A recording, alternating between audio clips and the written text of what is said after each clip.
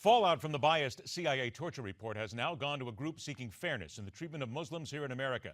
And they want to see every single page of this report demanding those who overstep their bounds be held accountable.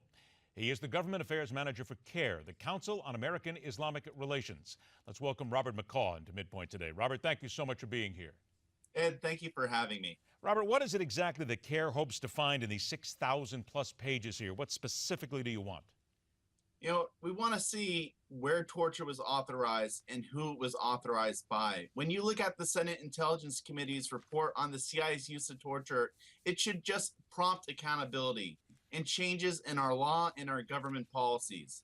And it's disturbing that this report, it clearly demonstrates the need that whoever approved and whoever carried out this campaign of torture, that they should be held accountable.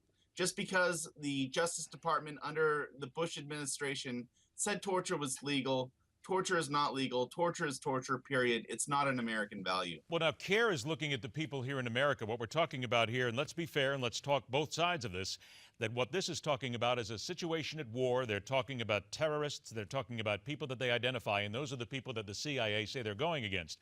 Are you indicating here that maybe you're trying to find out if these torture techniques were used against Muslims here in America?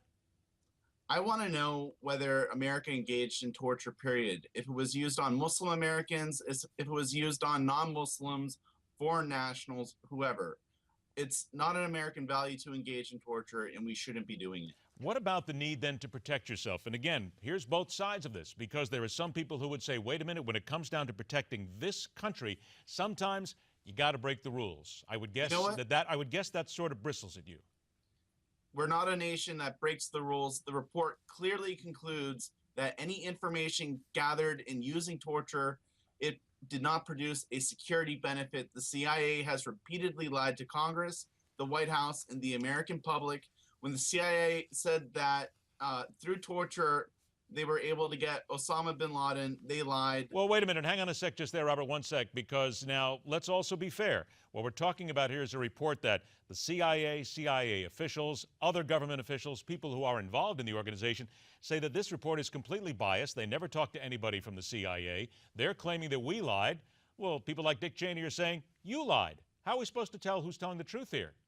You know, isn't it convenient that Dick Cheney is defending his administration and that the Department of Justice right now wouldn't reopen an inquiry? Governments always have troubles indicting themselves. They always have trouble uncovering what illegal uses. You yourself said, is it right for America to break the rules, to break the law, American laws? And no, it is not right. What about those? Well, what about those people who would say that this is? What about those people who say that this is a time of war?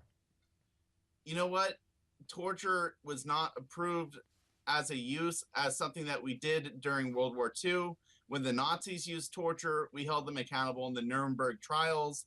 The CIA repeatedly tortured detainees. They used waterboard. Interrogators have admitted to sexual assault. Prisoners were kept in complete isolation.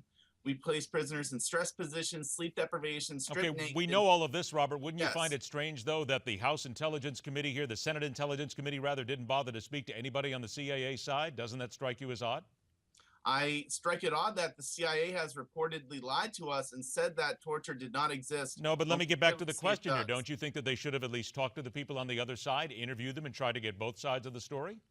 I think that the House might have been biased in speaking with the CIA, and that the Senate Intelligence Committee has been speaking with people in the CIA. Again, the CIA has repeatedly lied. Do you believe that CAIR is going to get any response on this whatsoever, and you will be able to take and look at those 6,000 pages? I believe that the American public is going to get a response. I could